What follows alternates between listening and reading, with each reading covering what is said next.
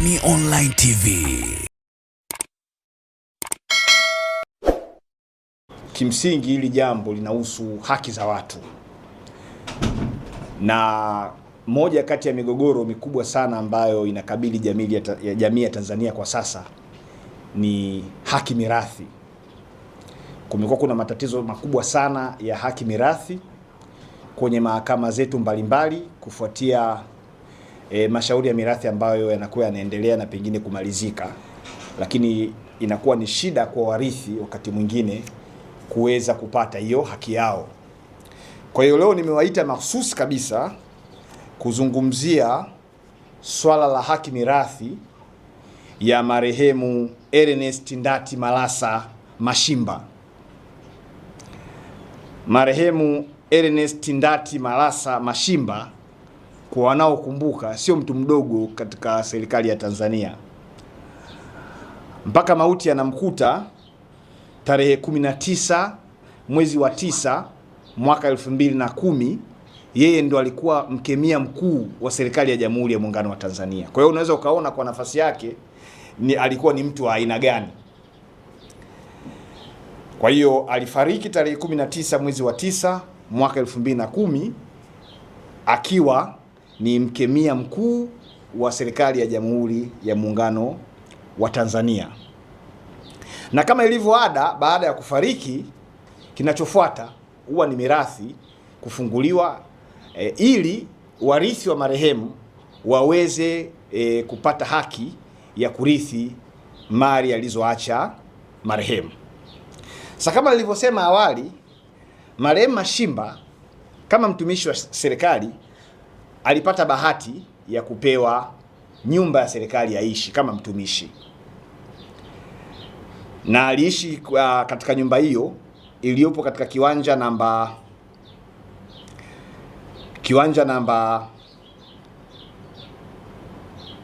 9 Usino Msasani jijini Dar es Salaam. Hicho kiwanja kilikuwa kinamilikiwa na serikali awali, na kulikuwa kuna nyumba ambayo serikali ilijenga kwa ajili ya watumishi wake kama marehemu Mashimba, na hati ya umiliki wa kiwanja hicho ni namba 58933. Sasa kuanzia mwaka 2000 serikali ilikuwa na utaratibu wa kuuza nyumba zake kwa watumishi wa umma waliokuwa wanaishi kwenye nyumba hizo. Kwa hiyo kupitia utaratibu huo, marehemu Ernest Ndati Malasa Mashimba na yeye alifaidika, akanunua ile nyumba. Kwa hiyo mpaka mauti yanamkuta alikuwa tayari ni mmiliki halali wa hiyo nyumba ambayo ipo katika kiwanja namba 9 Usino Regent Estate Msasani, Dar es Salaam. Na mpaka mauti yanamfika alikuwa na familia, kwa maana ya mke na watoto kadhaa. Mmoja wa watoto wake anaitwa Neema Ernest Mashimba, ndio huyo hapa mnamuona.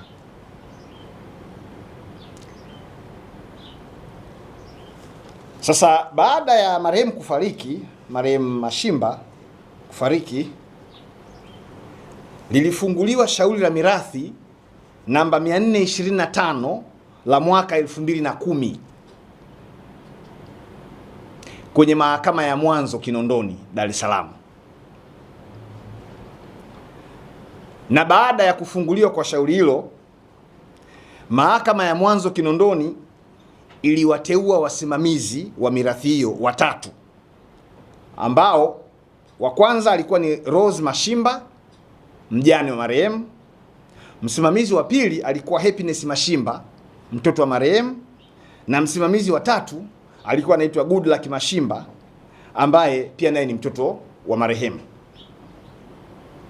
Uteuzi wa wasimamizi hawa wa mirathi ulifanyika tarehe 14 mwezi wa 12 mwaka 2010, na shauri hilo lilidumu mahakamani kwa miaka 11 na likaja kufungwa rasmi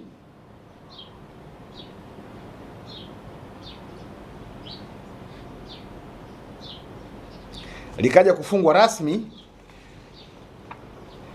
mwaka 2021 tarehe 30 mwezi wa 7. Lile shauri likawa limefungwa, kwa maana ya kwamba warithi wote ambao walikuwa wameorodheshwa kwenye mahakama ile waligawiwa mali kama zilivyokuwa zimeorodheshwa mali za marehemu. Sasa kiwanja, mali ambayo inaizungumzia hapa leo ni nyumba iliyoachwa kwenye kiwanja namba 9 Usino Msasani, Regent Estate, Dar es Salaam. Nyumba hiyo ilirithishwa kwa warithi wawili ambao ni watoto wa marehemu. Wa kwanza ni Neema Ernest Mashimba na wa pili ni Suzana Ernest Mashimba.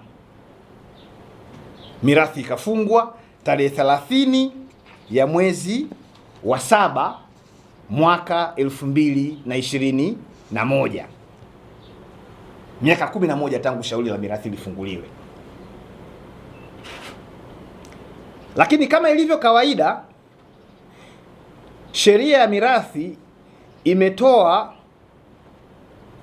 haki kwa wasimamizi wa mirathi ili waweze kutimiza majukumu yao vizuri, kubadilisha hati ya nyumba au hati ya kiwanja.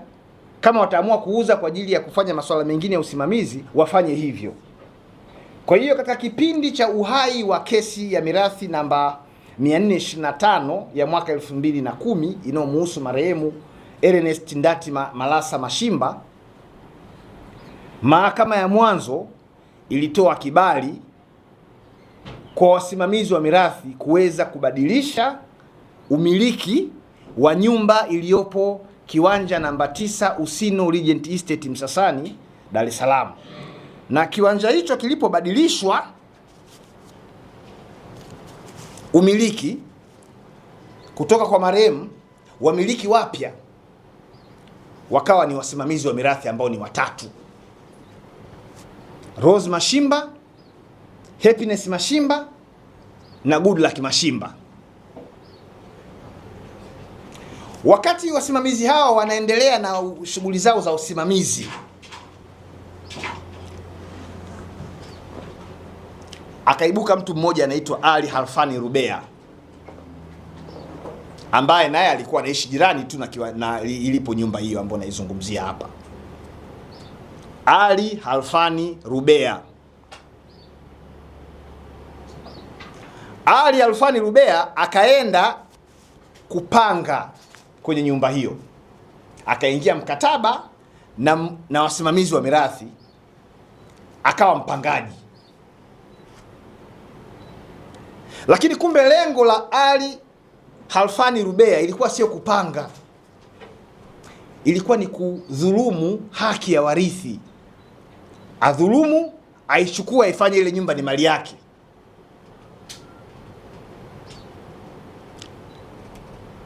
Na mkataba wa upangaji wake ulikuwa unasema atalipa shilingi milioni 1.5 kwa mwezi.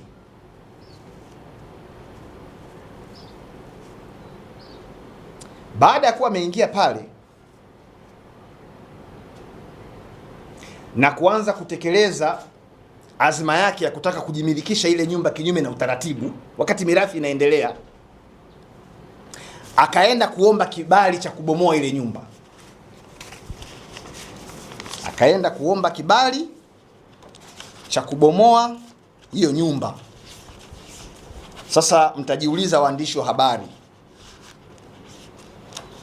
tangu lini mpangaji anayo haki ya kubomoa nyumba anayoishi wakati sio yake? Kibali cha kubomoa hiyo nyumba kilitolewa tarehe 7 mwezi wa 11 mwaka 2013 na kilitolewa kwa kumbukumbu namba MEK/D.4/13 4 ya Kirumi /37 na ilisainiwa na mhandisi injinia Baraka H. Mkuya ambaye ndio alikuwa mhandisi wa halmashauri ya manispaa ya Kinondoni. Nakala ya kibali cha kubomoa nyumba hiyo nitawapa, ni hii hapa.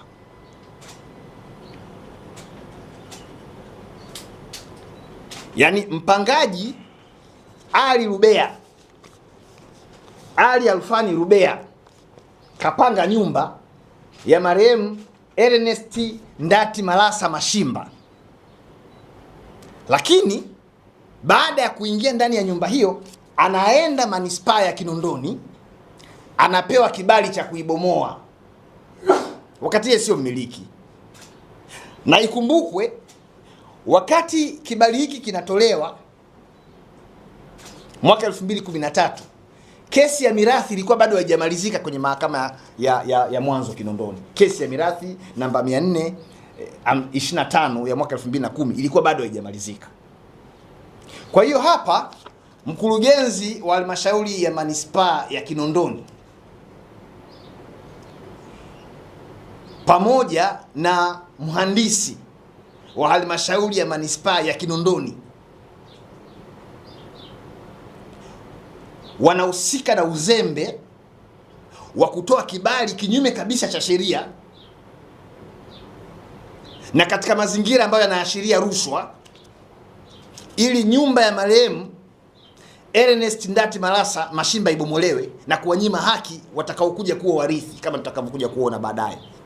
Kwa hiyo tunavyozungumza na nyie hivi sasa hivi kwenye kiwanja namba 9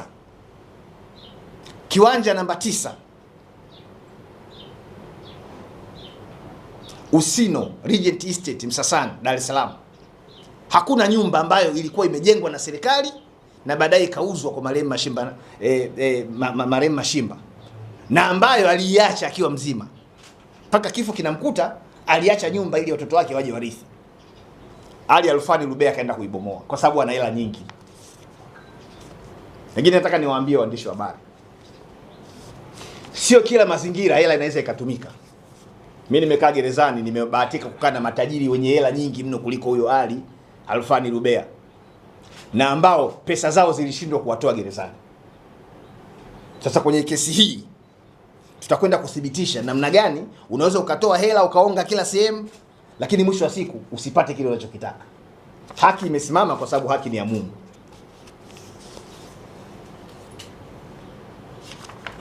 Lakini katika njia hiyo hiyo ya kutaka kuthibitisha kwamba kile kiwanja ni cha kwake na hiyo nyumba iliyokuwepo hapo juu ni ya kwake, ndio maana kaibomoa, Ali Alfani Rubea alienda Mahakama Kuu ya Tanzania divisheni ya ardhi Dar es Salaam kufungua shauri la ardhi namba 355 la mwaka 2016. Akafungua shauri akiomba mahakama itamke kwamba yeye ndio mmiliki halali wa kiwanja namba 9 Usino Regent Estate Msasani, Dar es Salaam. Kesi hii iliamuliwa na Mheshimiwa Jaji Salma Magimbi wakati huo. Pamoja na mambo mengine katika uamuzi huu uliotolewa na Mahakama Kuu ya Tanzania divisheni ya ardhi, Mahakama Kuu ya ardhi ilikataa kutambua mauziano ambayo yanadaiwa kufanyika kati ya msimamizi wa mirathi na Bwana Ali Alfani Rubea. Mahakama Kuu ilikataa kutambua na ilitoa sababu. Nitawapa nakala ya huo uamuzi na hii tuzo ya ushindi wa kesi hiyo au tuzo ya uamuzi wa kesi hiyo. Mahakama Kuu ilisema nyumba zote za serikali zilizouzwa kwa waliokuwa watumishi wa serikali ziliuzwa kwa sharti moja, kwamba mnunuzi hatapaswa kuiuza nyumba hiyo mpaka baada ya miaka 25.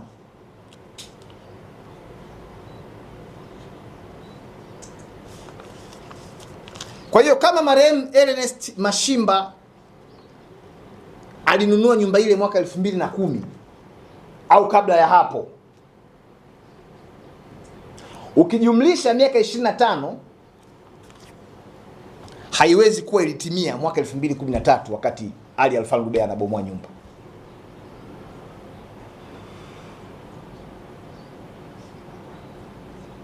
Yaani kwa mfano ile nyumba iliuzwa mwaka 2007 kutoka serikalini kwenda kwa marehemu Ernest Mashimba. Mwaka 2007 jumlisha 25 ni mwaka 2030. Yaani mwaka 2030 marehemu au warithi wake au mtu mwingine yoyote ambaye angekuja kumiliki kile kiwanja au ile nyumba ndio angepaswa kuuza hiyo nyumba. Kwa hiyo kwa kutumia sharti lililopo katika mkataba wa mauziano kati ya serikali na marehemu Ernest Mashimba, Mahakama Kuu iliendelea kumtambua Ernest Mashimba kama bado ndio mmiliki wa kile kiwanja au ile nyumba kupitia uamuzi huu. Mtaenda kuusoma. Baada ya Mahakama Kuu kukataa kwamba huyu Ernest, baada ya Mahakama Kuu kukataa kwamba huyu Ali Khalfani Rubea sio mmiliki wa lile eneo, lakini ilitambua kwamba ni mpangaji wa muda mrefu, kwamba mkataba aliokupo nao pale wa upangaji ni wa muda mrefu. Kwa hiyo haki alionayo ni haki ya upangaji. Nani aliyempangisha? Msimamizi wa mirathi. Sasa nataka kupitia mkutano huu na nyie waandishi wa habari leo Watanzania wajue msimamizi wa mirathi hana mamlaka yoyote kisheria kufanya mkataba wowote unaokwenda kuathiri haki za warithi, kwa sababu yeye sio mwenye mali. Anapewa asimamie ili mwisho wa siku aje awakabidhi wenye mali. Sasa Ali Khalfani Rubea kwa kutokujua, mimi naamini alikuwa hajui, na pengine aliamua kujidanganya yeye mwenyewe, akaingia mkataba wa miaka 99. Atakaa pale kwenye kile kiwanja kwa miaka 99 na bado mpaka leo yuko pale akidai yeye ni mpangaji. Mpangaji kwenye mali ambayo inasubiri kukabidhiwa kwa warithi. Warithi ambaye ndio huyu hapa.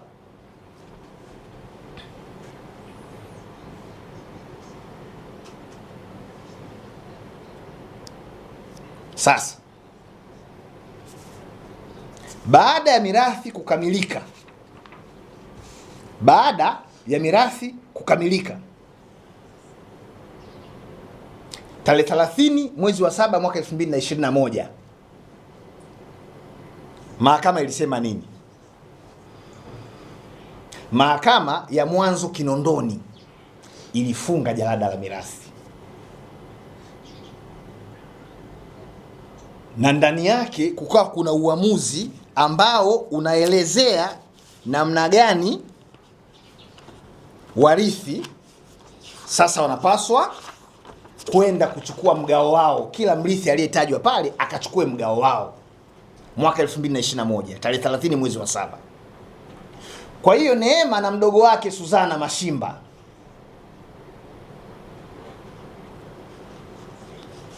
kupitia mama yao mzazi wakamwandikia barua msajili wa hati Dar es Salaam kwamba tunaomba sasa ubadilishe hati ya kiwanja namba 9 Usino Regent Estate Dar es Salaam itoke kwenye umiliki wa wasimamizi wa mirathi, kwa sababu mirathi ilishafungwa, na badala yake umiliki uje kwetu sisi, kwa maana ya Neema na Suzana ndio wamiliki halali sasa wa kiwanja hiki.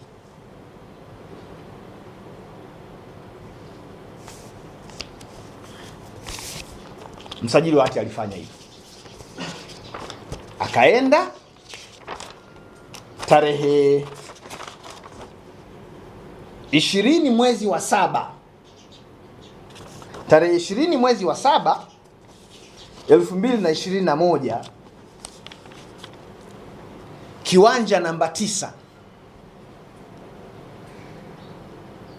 Usino Regent Estate Msasani Dar es Salaam kikabadilishwa hati, kikabadilishwa umiliki, na hati ikasomeka kinamilikiwa na Neema Ernest Mashimba na Suzana Ernest Mashimba. Hati hapa.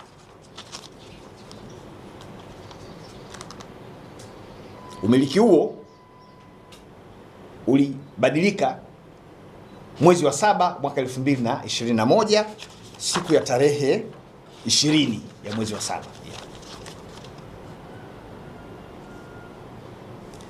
Na ili kuthibitisha kwamba umiliki ulifanyika, umiliki ulibadilishwa kutoka kwa wasimamizi kwenda kwa warithi,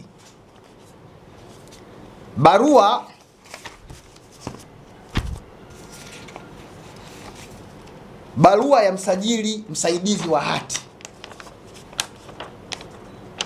barua ya msajili msaidizi wa hati anaitwa Bakari Rajabu.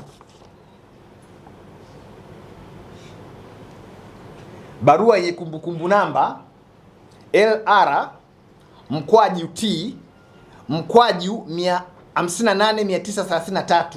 LR/T/58933/65 ya tarehe 10 Novemba mwaka 2021 kutoka kwa msajili msaidizi wa hati Dar es Salaam kwenda kwa kampuni ya uwakili ya Clark Attorneys.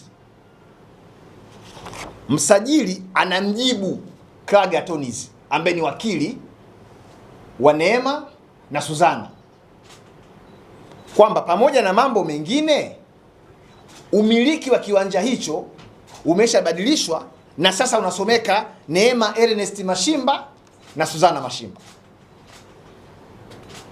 Barua hii imeandikwa mwezi wa 11, miezi minne baada ya hati mpya kuwa imeshatolewa.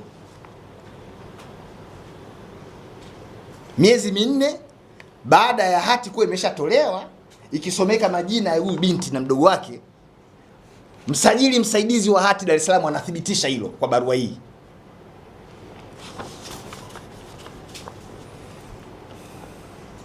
Sawa.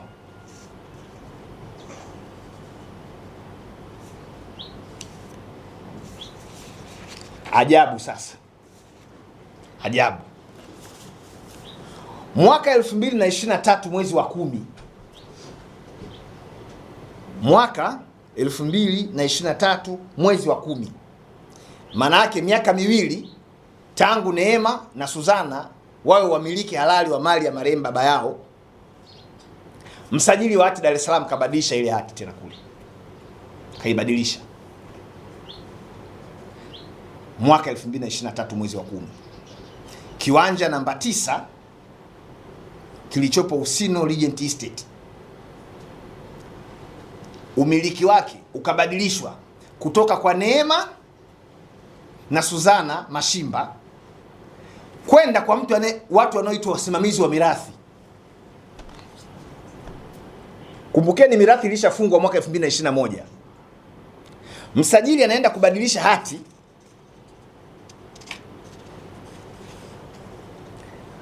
anawamilikisha Rose Ernest Mashimba, Happiness Ernest Mashimba, Goodluck Ernest Mashimba, akiwatambua kwamba ni wasimamizi wa mirathi ya marehemu Ernest Mashimba. Mwaka 2023 wakati huo mirathi ilishafungwa Kinondoni. Na ili uamini kwamba msajili kafanya hicho ambacho mimi nakisoma hapa, kodi ya mwisho ya ardhi ya kiwanja hicho, kodi ya mwisho ya ardhi ya kiwanja hicho chenye ukubwa wa futi za mraba 26,150. Kodi ya kiwanja hicho ililipwa tarehe 9 Julai mwaka 2025. Majina wanaoonekana wamiliki hapa: Happiness Ernest Mashimba, Goodluck Ernest Mashimba, Rose Ernest Mashimba. Haya yote msajili na kamishna wa ardhi Dar es Salaam wanayafanya kwa misingi ya rushwa, wala sioni aibu kusema hivyo. Na wakitaka waende mahakamani wakanishtaki. Wamekula rushwa. Huwezi kubadilisha umiliki wa hati kutoka mtu mmoja kwenda kwa mtu mwingine bila ridhaa ya yule anayemiliki, kwa sababu kila mtu anayo haki ya kumiliki mali kwenye hii nchi. Lakini msajili wa hati na kamishna wa ardhi Dar es Salaam wamekula rushwa kutoka kwa bwana Ali Rubea Halfani ili watengeneze kinachoitwa mgogoro ambao mwisho wa siku utamnufaisha huyo Ali Rubea Halfani ambaye anajiita ni mpangaji kwa kipindi cha miaka 99, aendelee kukaa kwenye kiwanja cha watu ambao wao wameachwa yatima na baba yao. Hii haliwezi kukubalika. Hakuna mtu mwenye hela aliwahi kununua dunia. Halikubaliki. Hawa watoto namuona huyu na mdogo wake wameishi maisha ya tabu sana katika kipindi chote ambacho baba wao amefariki, na katika kipindi ambacho wamekuwa wakitafuta haki. Tunazungumza leo ni miaka 16 tangu baba wao afariki, lakini ile nyumba ameshindwa kuingia na imeshabomolewa. Anakaa mtu anaitwa Rubea pale. Sasa ile halikubaliki. Na kuanzia leo kupitia nyewe waandishi wa habari, mimi Peter Madeleka, mpigania haki za watu wanaoonewa, nimejitolea kuwalipia ada. Watoto hao wanasoma katika vyuo mbalimbali vya elimu ya juu sasa hivi. Nimejitolea kugharamia masomo yao, nitawalipia ada na mahitaji yao mengine yote, lakini pia nitahakikisha hii vita hii wanashinda. Hakuna mtu ni maarufu kuliko Mungu. Hata ungekuwa na hela kiasi gani, utatapeliwa tu mwisho wa siku, lakini huwezi kuchukua haki ya watu. Sasa kamishna wa ardhi na msajili wa hati waje watueleze hii hati walioitoa mwaka 2023 kwa jina la watu wanaoitwa wasimamizi wa mirathi walipata wapi au mamlaka ya hivyo, kwa sababu hakuna mirathi yoyote ya marehemu Ernest Mashimba iliyoko mahakamani leo hapa Tanzania. Nendeni Tanzania nzima mkazunguke mkatafute kama kuna mirathi ya marehemu Ernest Mashimba kama bado iko mahakamani. Na usimamizi wa mirathi sio jambo la kudumu. Sio jambo la kudumu, ni jambo la muda kupelekea warithi wapate haki yao. Wameachwa wadogo sana hawa. Suzana aliachwa na miaka 6 wakati babake anafariki. Alikuwa na miaka 6.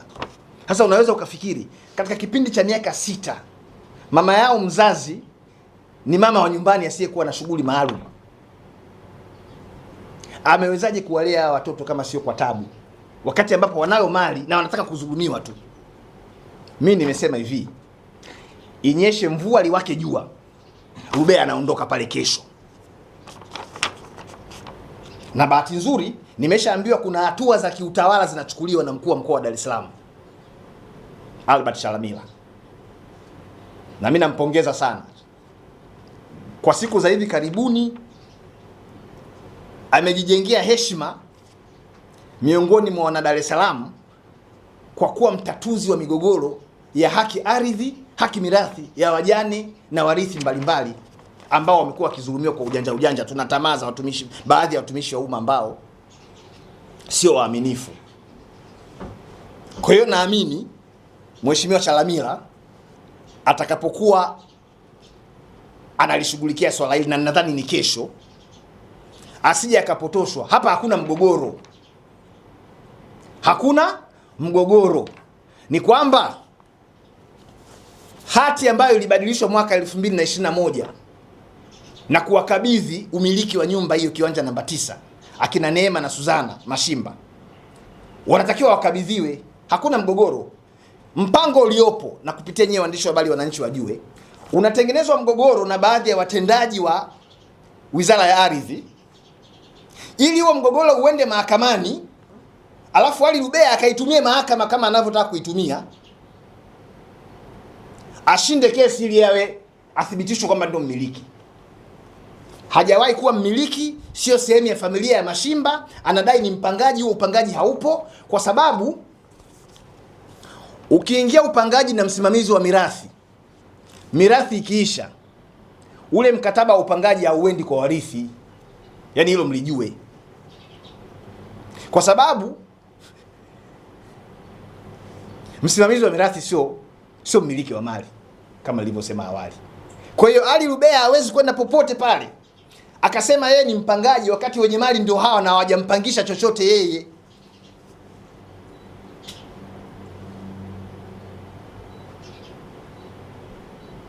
Ni jambo ambalo linasikitisha sana. Hakuna mgogoro, na sisi kwa sasa hivi hatutaenda mahakamani kutengeneza mgogoro ambao haupo. Hili jambo ni swala tu la kutoka hapa kumwambia kamanda Mlilo pale aende akawatoe wale watu pale, kwa sababu wamevamia, hawana haki yote ya kukaa pale. Lakini msajili wa hati ameamua kubadilisha, akijua kabisa kwamba mirathi hii ilifunguliwa Kinondoni, kaenda kubadilisha rekodi zake, kaandika mirathi hii imefunguliwa Ilala.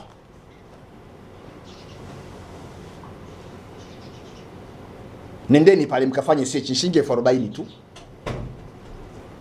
Mtakuta kwamba hawa wanaomiliki hicho kiwanja leo, ambao yeye anawaita wasimamizi wa mirathi, anawaita wasimamizi wa mirathi kwa mirathi ya marehemu Ernest Mashimba kutoka mahakama ya mwanzo Ilala. Hata ingekuwa ni kweli hiyo mirathi ipo, nyumba inayozungumziwa hapa ipo Kinondoni, Msasani, Regent Estate, inafunguliwaje kesi ya mirathi Ilala? Ndio maana nasema ukiwa muongo lazima uwe na kumbukumbu.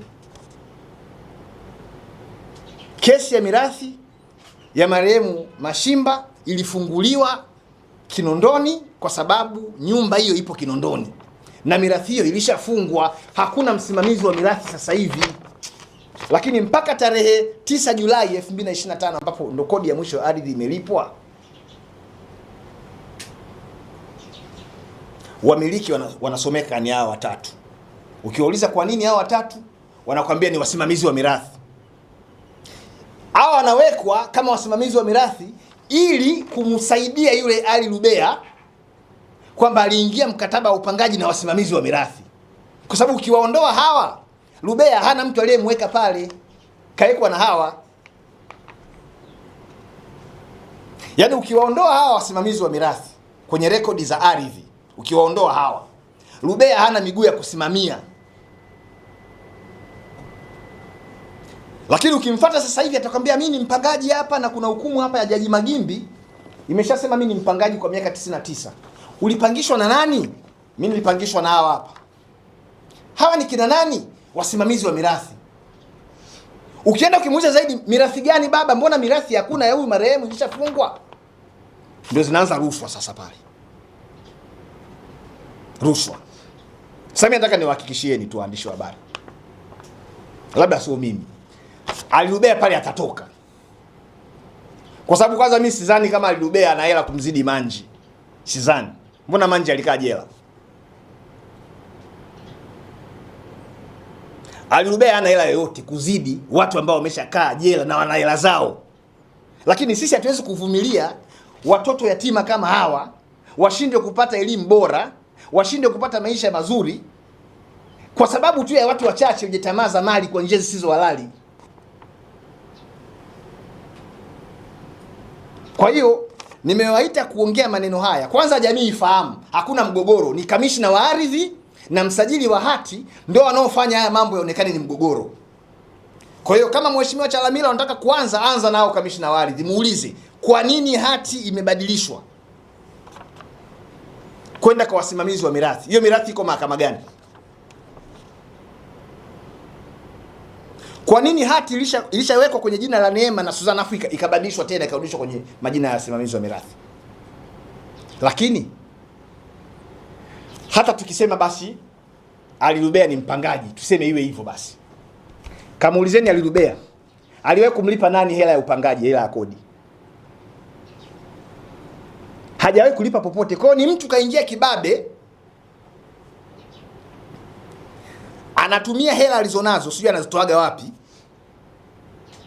kudhulumu haki za watu mchana kweupe. Huyu mtoto amekuja hapa analia, nisaidie, nisaidie wakili, nisaidie.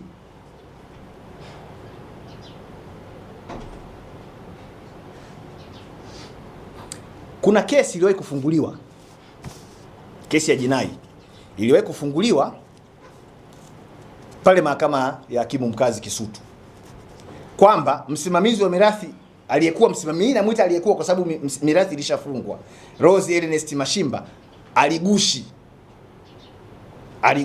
nyaraka za mauziano ya nyumba kutoka kwake kwenda kwa Ali Rubea. Lakini mahakama ya hakimu mkazi Kisutu ikaja kusema hakuna hati yote iliyogushiwa na huyu Rose, hakuna. Na Ali Rubea hajawahi kuwa mmiliki wa ile nyumba wala hajawahi kununua hiyo nyumba kama ambavyo anawaaminisha watu. Kwa hiyo kinachotakiwa kufanyika na mamlaka za serikali zisaidie hili. Ali Rubea hawezi kupangishwa nyumba na msimamizi wa mirathi wakati msimamizi wa mirathi sio mmiliki wa nyumba. Ukomo wa huo mkataba wao, na utaona ulikuwa na nia njema kabisa, ulikuwa hauna nia njema huo mkataba wao wa upangaji. Usimamizi wa mirathi ni miezi 6 kwa mujibu wa sheria. Yaani ukiteuliwa leo uende ukasimamia mirathi ya marehemu fulani, muda wa kusimamia hizo mali ni miezi 6. Sasa msimamizi unawezaje kwenda kusaini mkataba wa miaka 99 kwa mali ambayo sio yako?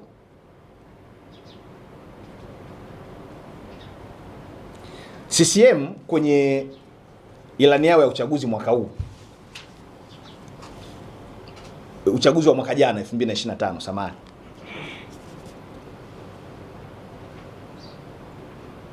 walikuja na kauli mbiu inasema kazi na utu,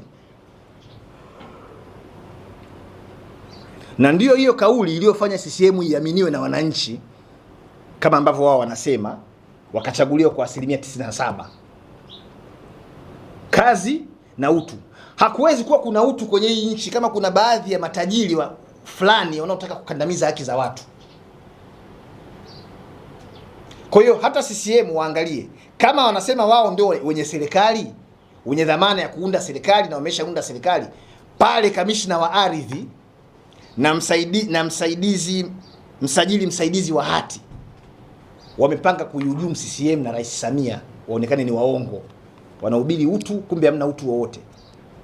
Sasa binti kama huyu asiposoma si ataishia kuwa muuni tu. Lakini kwa nini akose haki ya kusoma? Kwa sababu tunataka kujipendekeza kwa matajiri wachache ambao sio waaminifu? Hapana. Sisi tunataka kama watetezi wa haki za watu, Neema na Suzana wapewe nyumba ya baba yao, na kama ameivunja ailipe hiyo nyumba, kwa sababu serikali ilimuuzia marehemu Mashimba nyumba. Yeye kama mpangaji ama kwa makubaliano yoyote aliyakuwa na haki ya kuvunja nyumba ambayo sio yake. Kwa hiyo sisi hatutakubali kama watetezi kuona hata kama anatoka kesho Ali Alfani Rubea eti anawakabidhi kiwanja cheupe wakati aliingia alikuta kuna nyumba pale. Kama kuna mtu alikubaliana naye aende akamdai huko. Kama kuna mtu alikubaliana naye kwamba yeye atakuwa mpangaji, akamtafutia huyo mtu huko sehemu nyingine, lakini aondoke kwenye nyumba ya watu ambao tayari mahakama ilishathibitisha kwamba wanaopaswa kurithi nyumba ile ni Neema na Suzana Mashimba.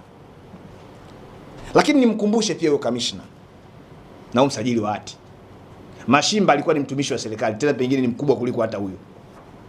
Akafa, kaacha watoto. Mimi na wewe na mtu mwingine yoyote hapa tutakufa, tutaacha watoto. Tusiwafanyie watoto wa wenzetu kile ambacho hatupaswi sisi hatupendi sisi watoto wetu wafanyiwe. Ukamishna una muda tu. Hata ukipewa hela utakula leo, kesho zitaisha. Na hatupewi nafasi za umma kwa ajili ya kuumiza wengine, kwa ajili ya kujinufaisha isivyo halali. Huu ni uzembe umefanywa na ofisi ya kamishna Dar es Salaam, ni uzembe wa wazi. Na sisi hatuendi mahakamani kwa sababu hatutaki kuingia kwenye huo mtego, kutengeneza mgogoro alafu waende wakashindie mahakamani kwamba wao ni wamiliki wa lile eneo. Huyo Ali Rubea, yeye atoke pale, atoke, kwa sababu wenye mali ni hawa hapa watoto. Na nitashangaa sana kama CCM hawatalishughulikia hili swala kwa namna wanavyojua wao kisiasa, kwa sababu wao ndo kazi na utu. Nitashangaa sana kama Mheshimiwa Rais Samia ambaye anasema yeye ni mtetezi wa wanyonge atawaacha hawa watoto yatima wa mtumishi mwandamizi wa umma wateseke namna hii kwa ajili ya Ali Rubea. Tashangaa mno.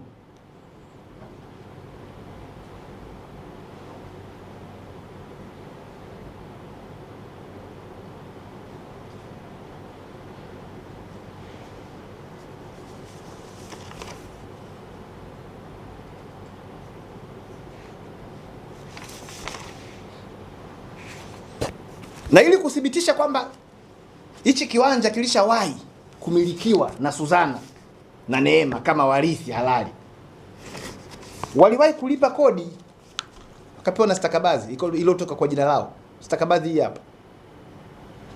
Ndio maana nasema TAKUKURU wakienda kumkamata yule kamishna wa ardhi sasa hivi, wakamkamata na ule msajili msaidizi wa hati, wakamuuliza ilikuwaje akaenda akabadilisha tena jina kutoka kwa Neema na Suzana akarudisha kwa wasimamizi wa mirathi ambayo haipo, watagundua pale kuna rushwa. Na rushwa zipo za aina nyingi. Hata uzembe kama huu ni rushwa. Uzembe, rushwa sio mpaka ukamatwe umepewa hela mkononi. Hata uzembe kama huu, yaani kiwanja sio cha kamishna, kiwanja ni cha Neema na Suzana. Wewe unaanzaje kubadilisha wakati wenyewe hawajui, hawajauza wala hawajataka kubadilisha? Sasa kama ambavyo nimesema, hili jambo sio mapenzi ya Mungu, ni mapenzi ya kamishna na msajili msaidizi wa hati kuwafanya watoto wataabike. Lakini serikali inaweza kabisa kumaliza hili swala, kwa sababu mtu mwenye kauli ya mwisho hapa, na huo mkataba anaosema yeye ni wa miaka 99 alioingia na wasimamizi wa mirathi, huu hapa mkataba huu hapa miaka 99. Msimamizi wa mirathi sio mmiliki wa eneo na ana hizo nguvu za kisheria kuingia mkataba wa miaka 99 kwenye mali ya warithi. Kwa hiyo hapa ndugu yangu Ali Alfani Lubea aliingizwa chaka, alipigwa hapa.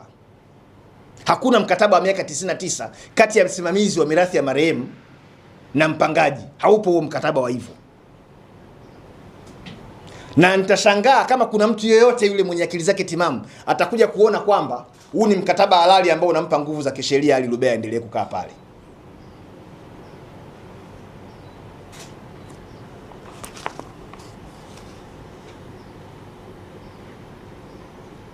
Lakini ipo hati ambayo Lubea anakaa nayo bila sababu ya msingi, licha wizara kumwandikia barua alete arudishe hiyo hati. Anakaa nayo hiyo hati, amedharau. Kwa hiyo unajua Lubea kaiweka mfukoni wizara ya ardhi. Na sisi hatuwezi kuwa na wizara ambayo imewekwa mfukoni na mtu. Barua hii hapa kaandikiwa arudishe hiyo hati, kakataa. Hii hapa. Hii hapa ameambiwa rudisha hicho kiwanja. Rudisha hiyo hati, kakataa kurudisha. Sasa mpangaji anawezaje kukaa na hati ya mwenye nyumba?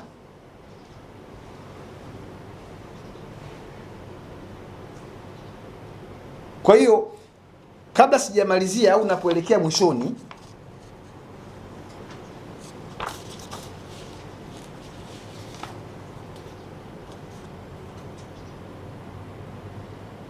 kaandikiwa hii hapa Ali Lubea Alfani, hii hapa barua, rudisha hiyo hati ili umiliki uweze kuhamia kwa Suzana na Neema. Barua hii hapa, hajawahi kujibu. Alipokataa kurudisha ile hati, msajili kwa mamlaka alionayo akaamua kutoa hati nyingine duplicate ili aweze kufanya kuhamisha ule umiliki, akauhamisha ndio kaenda kwa kina Neema. Lakini baadaye kwa sababu tusizojua kawanyang'anya tena umiliki kina Neema na Suzana, kawarudishia wasimamizi wa mirathi ili ule mkataba ule wa miaka 99 ule uendelee kusimama. Vipi bwana Ali, wewe mbona unakaa hapa? Mimi hapa na mkataba bwana. Aliyekupangisha nani? Kanipangisha msimamizi wa mirathi. Yaani Ali yeye hataki kutambua kwamba kuna wamiliki tayari na mirathi ilishaisha. Hataki kutambua hilo. Yeye anatambua wasimamizi wa mirathi. Na mirathi yenyewe ipo Ilala, wakati nyumba ipo Kinondoni. Ndio maana nimesema ni kazi rahisi tu. Ismail Selemani ndugu yangu, mkurugenzi msaidizi wa operations za ndani za TAKUKURU, kakamate yule jamaa pale leo saizi, muulize majibu kama atakwambia, kama utaona kwamba kuna rushwa imetembea hapa. Kwa hiyo sisi hatutaki jambo hili ligeuzwe kuwa mgogoro. Na tunategemea ndani ya siku 14 hawa watoto wao wameshapata haki yao. Ali Lubea kama yeye kuna mtu aliingia naye dili, akamtafute huyo mtu huko mtaani. Lakini sio kunyanyasa watoto wa watu wa kike hawa wadogo namna hiyo, wanahangaika na sisi tuko tunaangalia tu hapa. Tutapambana usiku na mchana, kwenye jua na kwenye mvua, kuhakikisha hiyo haki ya watoto inarudi. Si hatuogopi kitu. Yaani sisi hapa tulipo hapa huwa hatuogopagi kitu chochote. Hatuogopi chochote. Na huyo anayezani kwamba mimi namuogopa, yeye aje na hizo vita zake kama anaweza. Sisi tunachotaka haki za watu. Kama anataka kiwanja anunue, hawafate wamiliki anunue, lakini hawezi kuja hapa kutuambia kwamba anakaa pale kwa mgongo wa wasimamizi wa mirathi ambao hawapo. Kesi iko Kinondoni, nimewaambieni, na hukumu yake ambayo imefanya hiyo kesi ifikie tamati ninayo hapa, na nitawapa nakala mkitaka mwende mkamuulize. Hii hapa hukumu ya kumaliza mirathi Kinondoni. Yeah.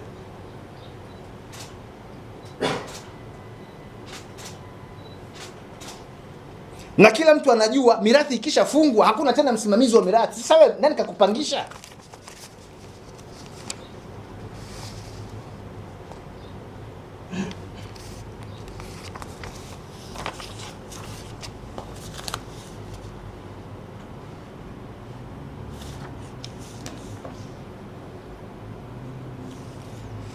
Na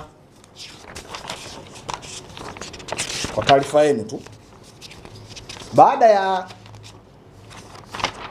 ya ile hati kubadilishwa kuja umiliki kwa Neema na Suzana walimwandikia barua Ali Rubea, na nakala ya barua hii ilinakiliwa kwa mamlaka zote, msajili msaidizi wa hati, kamishna wa ardhi, kumwambia bwana Rubea, sisi hatuna wewe mkataba na wewe kwenye nyumba yetu, toka. Walipoandika tu hii barua hawa kwa Ali Rubea, ndio kule hati ikaenda kubadilishwa jina, ikasomeka sasa hivi nyumba inamilikiwa na wasimamizi wa mirathi. Kwa mimi nafikiri kwa haya machache ambayo nimeyazungumza, na naamini kabisa Watanzania watakuwa wameshanielewa, na naamini kabisa mamlaka ambazo zinahusika na masuala haya ya haki za watu zitachukua hatua haraka iwezekanavyo, kwa sababu kuna kanuni ya kisheria inayosema haki ambayo imecheleweshwa ni haki ambayo imenyimwa.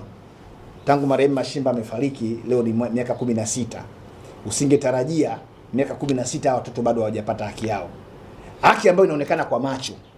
Kwa hiyo Kamanda Murilo akiweza kumwambia yule operation officer wake waende pale wakamtoe yule mtu, kwa sababu wamiliki wa nyumba hawamjui anakaa pale kwa mgongo wa nani, na kama yeye kuna mtu aliko nyuma yake aende akapambane na huyo mtu, lakini hawa wapewe nyumba yao.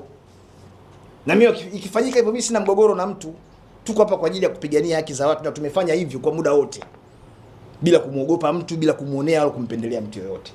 Kwa hiyo sisi tutatimiza wajibu wetu, tutaendelea kulipa ada za hawa watoto shuleni, tutaendelea kuhakikisha maisha yao yote katika kipindi hiki ambacho bado hawajapata mali yao, bado hawajapata haki yao. Mimi Peter Madeleka nabeba hizo gharama, lakini siwezi kukubali kubeba hizo gharama wakati naona kabisa ninao uwezo wa kusaidia hatua zichukuliwe ili waweze kupata haki yao. Kwa hiyo wakati naendelea kuwasaidia maisha yao yaweze kwenda vizuri kama inavyotakiwa, huku mtahakikisha sasa kama kuna mtu kahusika kula rushwa anachukuliwa hatua.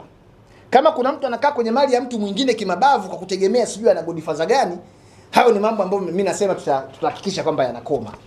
Baada ya kusema hayo, waandishi wa habari, labda kama kutakuwa kuna maswali machache, basi kwa ajili ya ufafanuzi nitakuwa niko tayari kwa ajili ya kusikiliza hayo maswali. Lakini pia na Neema mwenyewe yuko hapa, anaweza aka na maneno moja au mawili kwa ajili ya kuzungumza katika haya ambayo nimekusha yazungumza. Asanteni. Ndio. Kuna kitu ambacho nataka ufafanuzi. Ndio. Nimesema nyumba imebomolewa. Maana yake hiyo nyumba hamna nyumba au ilijengwa jingine? Sasa hivi hakuna nyumba. Ni yadi. Ukienda pale kiwanja namba 9 Usino Regent Estate, utakuta kuna yadi. Na mamlaka ya kubomoa ile nyumba iliyokuwepo, sababu kwanza tunazungumza ni nyumba ilikuwa ni ya serikali. Marehemu kaishi mpaka amekufa akiwa kwenye hiyo nyumba. Alipokufa msimamizi wa mirathi ndio wakaenda kuingia mkataba na mtu anaitwa Ali Alfani Rubea wa upangaji wa miaka 99. Lakini kama ni upangaji wa miaka 99, anapata wapi haki ya kubomoa nyumba? Mamlaka halmashauri ya manispaa ya Kinondoni kupitia injinia wa manispaa aliwezaje kutoa kibali nyumba ibomolewe na mpangaji? Ndio hayo maswali ambayo yanaacha mashaka kwamba kuna mazingira ya rushwa. Ndio. Hiyo unasema hakujawahi kulipwa kodi, baya anaishije hapa? Hajawahi kulipa kodi kwa sababu gani? Kwanza hivi ninavyozungumza, mahakama ya mwanzo Kinondoni kupitia hukumu hii hapa ya mirathi ilishamaliza shauri la mirathi kwa maana ya kugawa zile mali za marehemu. Wamiliki tunavyozungumza kwenye nyumba hiyo wanapaswa kuwa ni Neema na Suzana na walishakuwa wamiliki. Lakini huyu anayedai kwamba ni mpangaji alipangishwa na mtu ambaye leo hii sio mwenye nyumba. Kwa hiyo hawezi kukaa kwenye nyumba ambayo hakupangishwa na mwenye nyumba. Sawa, kodi anawalipa. Hajamlipa mtu yeyote kodi. Hata huyu aliyempangisha hajawahi kupokea hiyo kodi. Mimi kuna eneo kadhaa tunataka ufafanuzi. Ndio. Nasema mwanzoni baada ya naweza kusema mwanzoni kule kama mgogoro mvutano ule, baadaye msajili wa hati aliwakabidhi hawa hati, aliwalisha manake kwa majina yao wenyewe rasmi. Neema pamoja na mwenzake walikabidhiwa hati, lakini baada ya muda na walianza kulipia, na tayari kuna documents zinasoma walianza kulipia, maana yake kwenye mfumo rasmi kama wamiliki wale.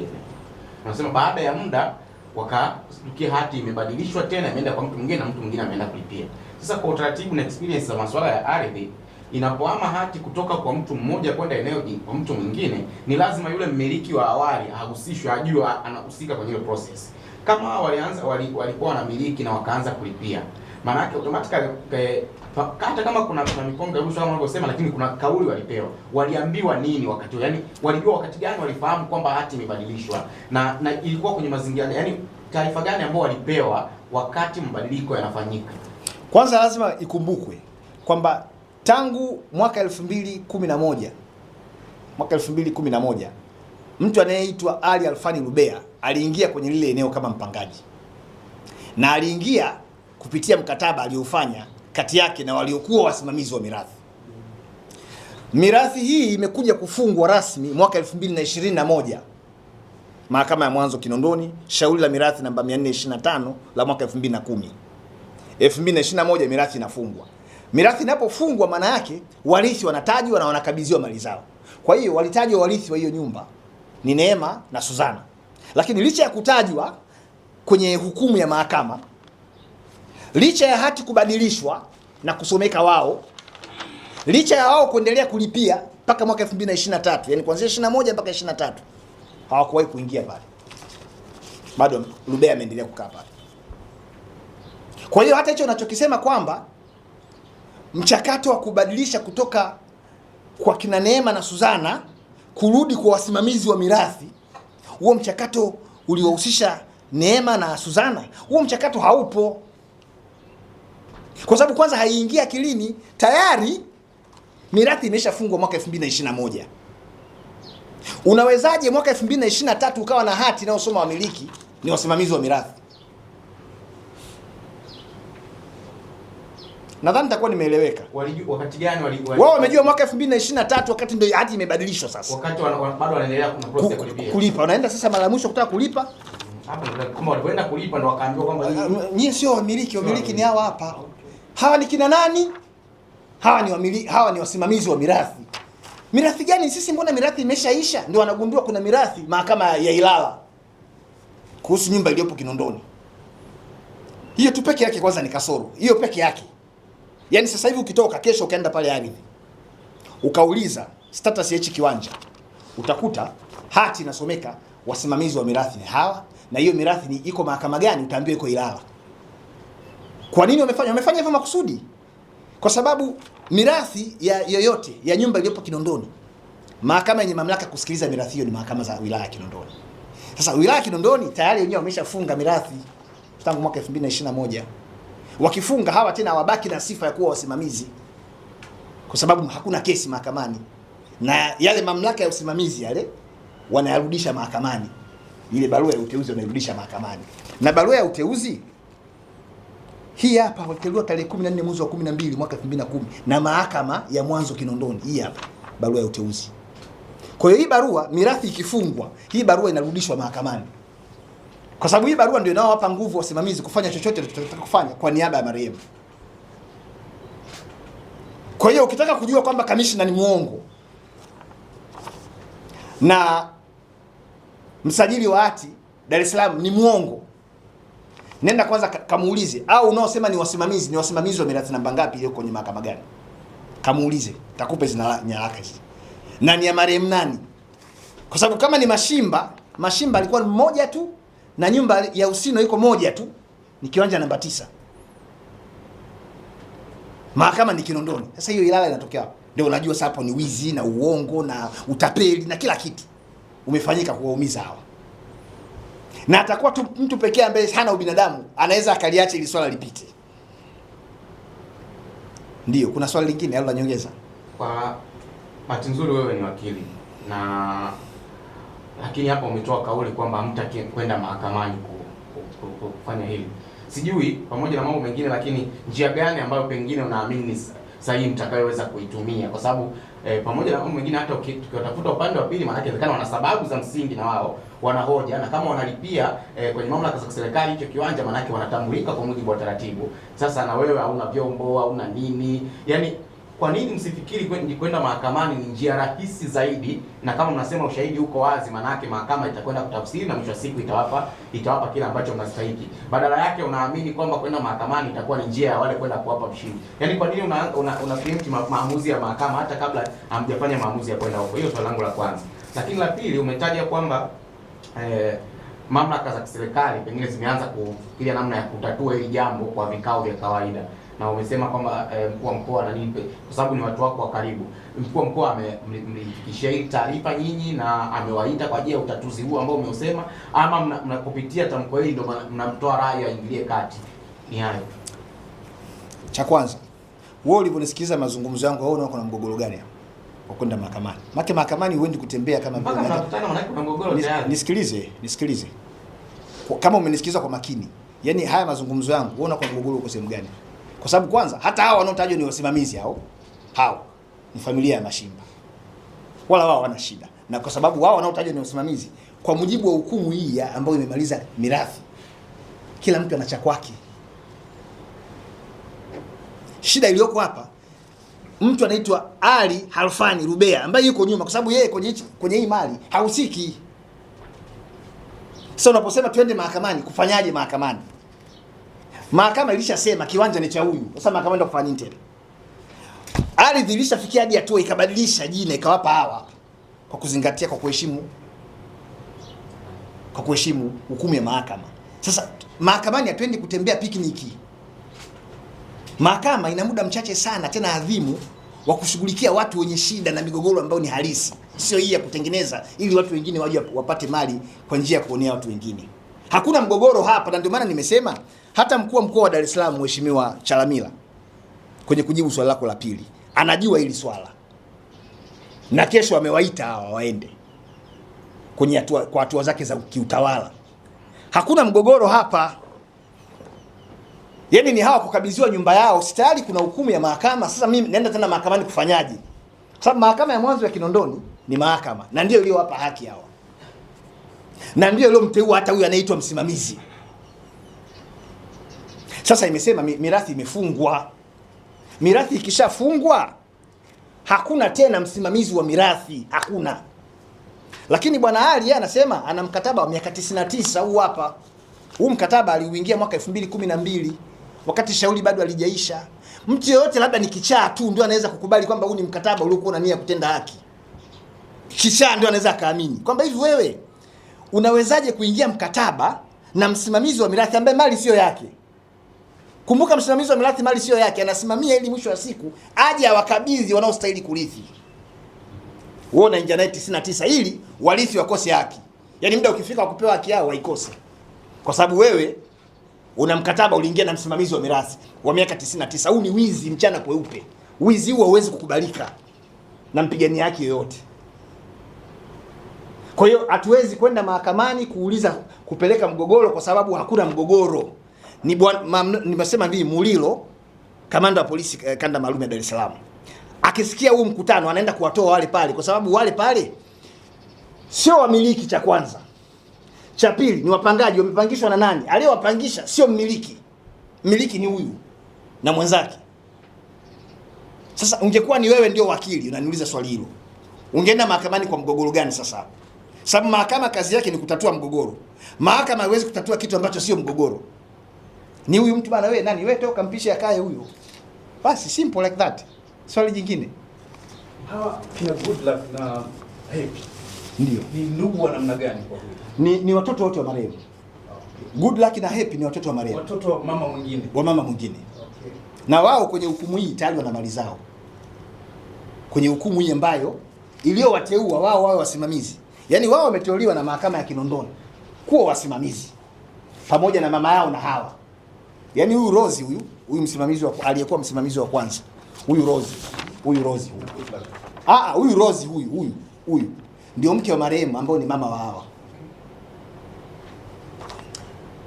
Goodluck ni mtoto wa marehemu kwa mama mwingine. Rose Happiness ni mtoto wa marehemu kwa mama mwingine. Kwa maneno mengine, Goodluck na Happiness na Suzana na Neema ni ndugu, wote ni watoto wa marehemu Mashimba na wote wametajwa huko. Baba mmoja mama tofauti. Baba mmoja mama tofauti. Wameshagaiwa. Shida ni ile tu mali iliyoko pale. Yaani hakuna popote kati ya hawa walioachwa na marehemu Mashimba wana shida kwenye mali nyingine yoyote. Kuna shamba lipo Kibaha ambaye kachukua huyu Rose ambaye ni mke, ambaye ni mama wa huyu. Kuna nyumba ziko Zanzibar wamechukua Goodluck na Happiness. Hakuna shida kwa mgao ulioandikwa kwenye hukumu ya mahakama ya mwanzo. Shida iko pale town pale ni dili. Regent Estate tena afahamu mchezo ni mzee. Kwa hiyo watu wanaanza kubumba wawatoe hawa. Hivi kweli, yani mtu yoyote tu mwenye akili timamu, msimamizi wa mirathi ana nguvu ya kuingia mkataba na msajili na kamishna wali zikasajili huu mkataba, na Jaji Magimbi kamtambua huyu jamaa kwamba ni mpangaji kwa miaka 99. Unajiuliza msimamizi wa mirathi atakuwepo kwa miaka 99 kama msimamizi wakati mirathi yenyewe ilishaisha? Kuna vitu vingine havihitaji shule. Lakini je, haya wanaofanyia watoto wa mwenzako wangefanyia watoto wako ungefurahi? Tusiendekeze matumbo tu. Matumbo haya mbaya, hata ukila hata ukishiba dakika 2 unaenda chooni tena. Kwa ni uchafu. Haina maana. Kwa hiyo Ali yeye kama anahisi kuna mtu alimpangisha pale, Ali atoke akamtafute huyo mtu aliyompangisha. Bana, uliniambia wewe ni msimamizi bana kwa miaka 99 hapa. Mbona nasikia wewe sio msimamizi tena, nirudishie hela yangu. Simple. Lakini wakati huo hawa hapa wameshakabidhiwa nyumba yao. Kwa sababu hawa hawana kosa lolote. Hawa hata ukiwauliza hivi, nyinyi mnamjua Ali?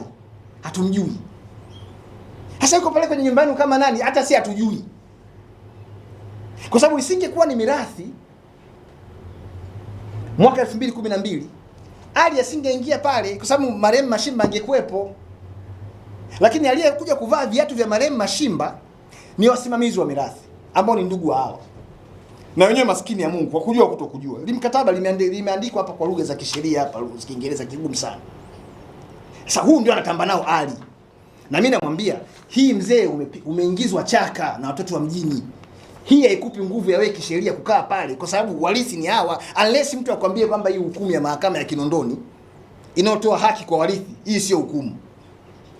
Mtu aseme hivyo. Lakini hii ni hukumu.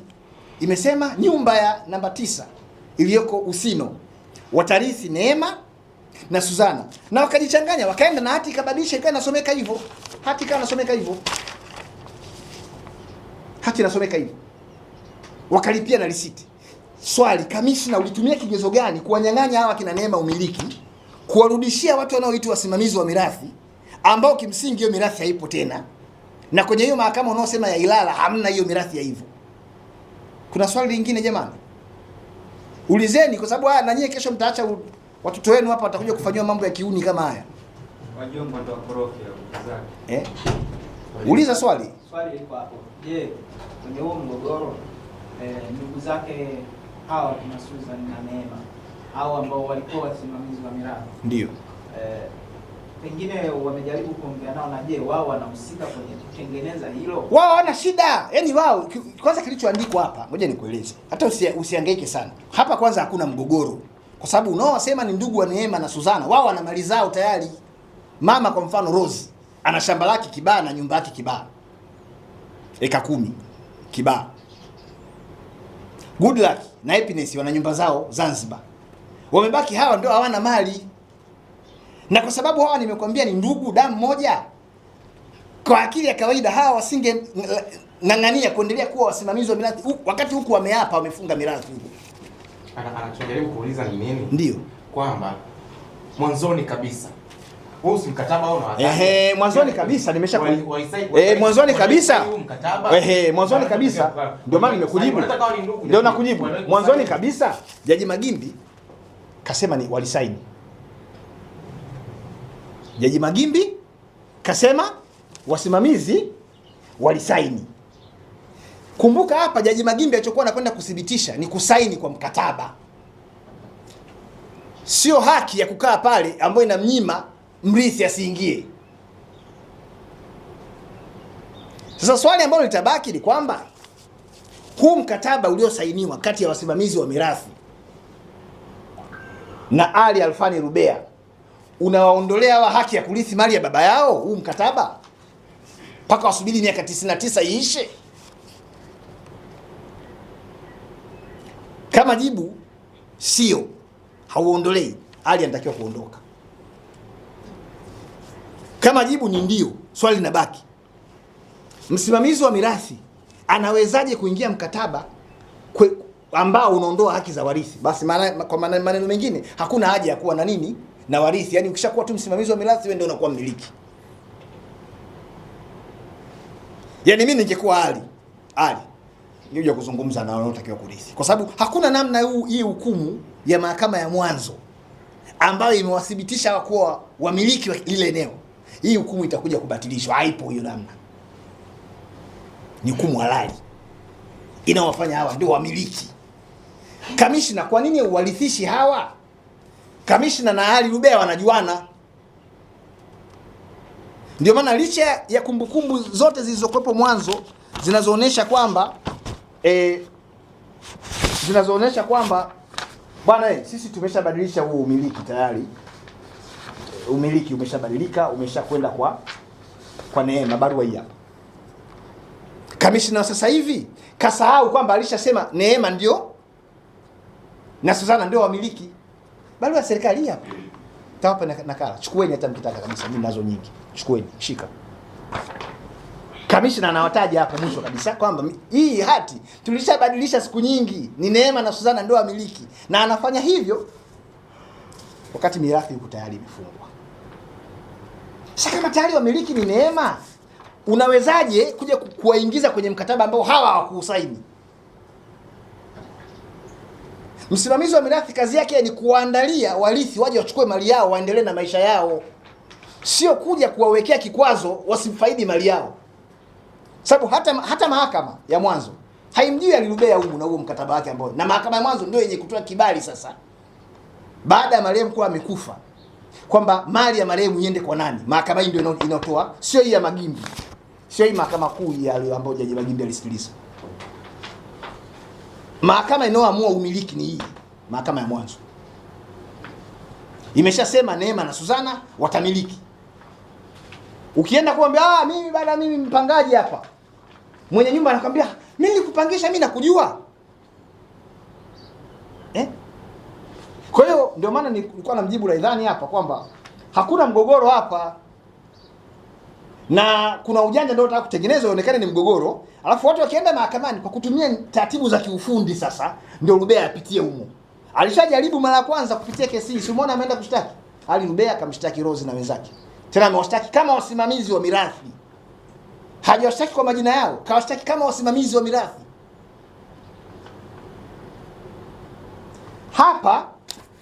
Hapa kwenye hii hati mpya hii hapa na kwenye hiyo barua, Neema na Suzana hawatajwi kama wasimamizi wa mirathi, wanatajwa kama wamiliki wa eneo.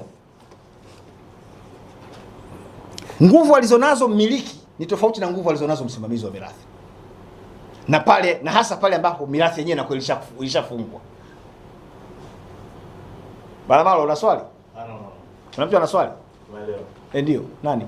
Swali la hawa inajaribu kuuliza kwamba huyu na ndugu zake wana maelewano. Ana shida, yani hata hao maelewano angekuepo yasipokuepo. Hatujadili maelewano yao hapa. Tunajadili umiliki wa kiwanja namba 9 kwa mujibu wa kumbukumbu zilizopo. Kwa sababu kwa mfano baba yao angekuwa yupo hai, na kwa mfano wangekuwa hawajamilikishwa hizo mali, hiyo ingewafanya wasiwe na ugomvi, kama ugomvi kungekuwa kuna sababu ya kuwepo. Yaani kwa maneno mengine, kwani mkishakuwa mnatoka familia moja na pengine kuna mirathi ipo kati yenu, ndio lazima mwe mnaelewana? Kuelewana au kutokuelewana, hilo ni swali, ni mambo mengine hayo. Lakini hapa tunazungumzia masuala ya umiliki wa hicho kiwanja namba 9. Hawa wanaotajwa ndio wamiliki sasa hivi ambao wanaitwa wasimamizi wa mirathi. Kweli bado wanastahili kuendelea kuitwa wamiliki wa kile kiwanja wakati mirathi hamna? Shikamoo, unanielewa? Mirathi hamna kwenye mahakama yote ile ya marehemu. Hati ya umiliki inamtambua mtu kama msimamizi wa mirathi. Kamishna yuko sahihi kufanya hivyo, kuendelea kuwatambua wale kina Rose na Happiness na Good Luck. Yuko sahihi kamishna kufanya hivyo? Ndio tunachokizungumzia hapa sisi. Ukiniuliza masuala ya mahusiano kwamba hawa na ndugu zao wanaelewana, ndio unataka kwenda kutengeneza mgogoro mwingine sasa ambao haupo. Wapeane nyumba kwanza, alafu kama watakuwa wana mgogoro, huo mgogoro wao watautafutia tena sasa namna nyingine ya kuweza kuutatua. Lakini kwa sasa hivi tunazungumzia umiliki. Hawa wapewe nyumba yao kama mahakama ya mirathi ilivyosema. Asante Madereka, nadhani waandishi wetu tunashukuru kwa labda. Asanteni. Kwa majina naitwa Neema Ernest Mashimba, ni mtoto wa marehemu Dr. Ernest Mashimba ambaye aliwahi kuwa mkemia mkuu wa serikali, babangu mzazi. Nyumba yetu hii tumerithishwa mimi pamoja na mdogo wangu Suzana Ernest Mashimba. Tunamshukuru sana wakili Peter, amekuwa ametusaidia na anapigania haki. Amekuwa ni mstari wa mbele wa kutusaidia kwenye mahitaji yetu, kwenye kila kitu. Kwa hiyo tunamshukuru sana kwa kuwa pamoja na sisi. Na zaidi naomba niombe serikali hii, hasa serikali ya Dr. Samia Suluhu Hassan, naomba ingilie kati, atusaidie. Sisi ni yatima. Sisi baba yetu alifariki mimi nikiwa na umri wa miaka 9 mwaka 2010 na mdogo wangu alikuwa na miaka 6. Toka baba amefariki mpaka sasa hivi ni miaka kama 16. Kiukweli tumekuwa tukiishi kwenye mazingira sio mazuri sana. Na kuna muda tunakuwa tunapata changamoto, lakini tumekuwa tukipata wafadhili kama hivi, wakili wanatusaidia kuendelea kwenye mambo yetu ya shule na kila kitu. Lakini kihalali ile ni mali yetu, ni urithi ambao baba yetu alituachia. Kwa hiyo tunaupigania na tunaomba serikali iingilie kati, tusaidie. Sisi ni wadogo. Tumeelewa na mama yetu tu, mama yetu ni mjane, hata baba yenyewe yani toka amefariki ni muda mrefu sana. Kwa hiyo tunaomba serikali iingilie kati, hivyo watu wote serikali tunaomba mtusaidie. Asante. Make your day right. Gilly Bonny Online TV. Kupata habari mpya na kwa haraka kila siku, usisahau kusubscribe kisha like na comment. Gilly Bonny Online TV.